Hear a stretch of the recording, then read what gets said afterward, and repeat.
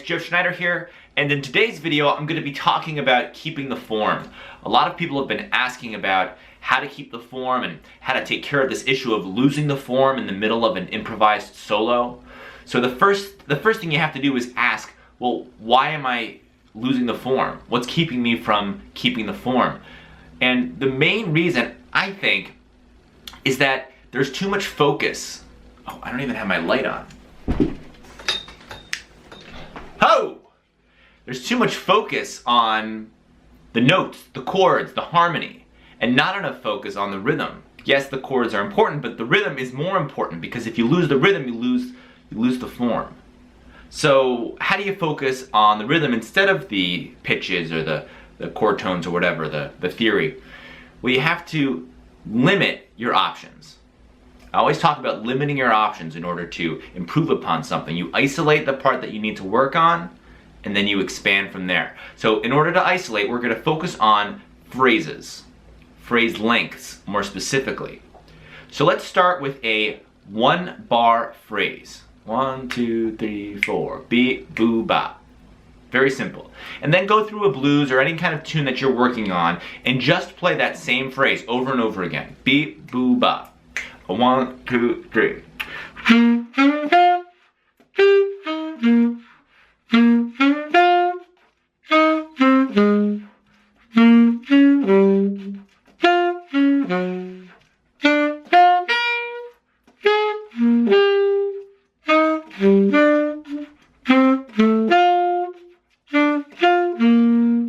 Okay? From there, see if you can start improvising other one-bar rhythms. So you're sticking to that one-bar phrase, but now we're going to mix it up a little bit. Let's add, so we have ba, boo, ba. Now let's incorporate dee-ga-doo-da, dee-ga-doo-da. So we have two options now. Ba, boo, ba, dee-ga-doo-da. Here we go. 1, 2, 3, 4.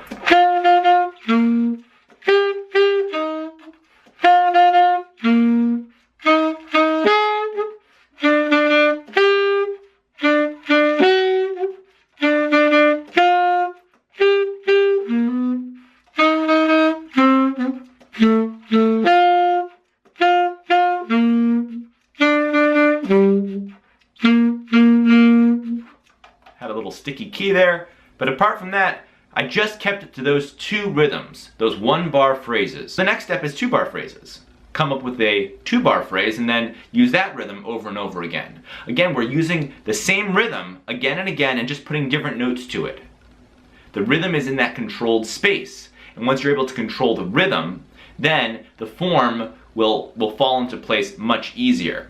And I know I'm repeating myself here, but really focusing on the rhythm and keeping the rhythm consistent, putting the rhythm above the other notes, that's when you're going to be able to keep your place in the form. Let's try this two-bar phrase here. Be ba dee ba dee bop, dee ba dee bop. Be ba dee ba dee bop, dee ba dee bop. 1, 2, 3, 4.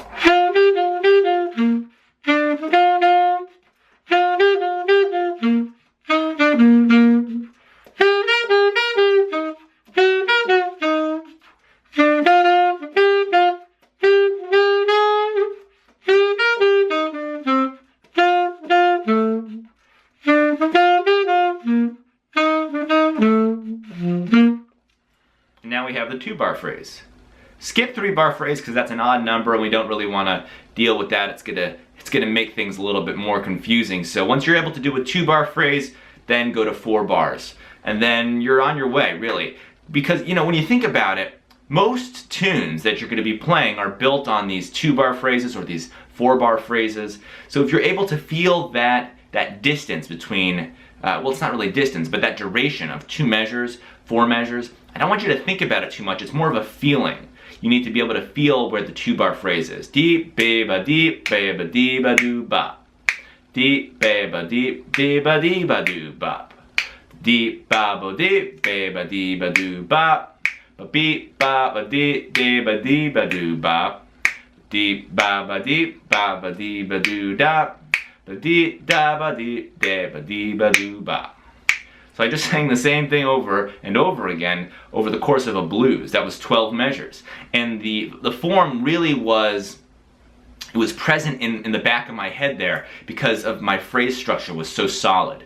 So there was no question when we were going to the 4/4 or when we were doing the turnaround or any of that stuff. Especially in jazz education these days, as we learn so much about notes and chords and substitutions and all that kind of stuff. But we forget about the rhythm, and that's why the form is going. So take the notes out of the equation, get your rhythms set, and assign notes to those rhythms. Take it through the form of any tune, and let me know how it goes. If you have any questions, as always, you can leave them below, and comments are welcome as well. And subscribe if you haven't subscribed. I'll see you guys in the next video. Thanks for watching. Hey guys, Jeff Schneider here. Today we're talking about tritone substitution, and I'm going to teach you that lick that I played just now because it uses tritone substitution in a way that I like to make use of it. So first of all, what's a tritone?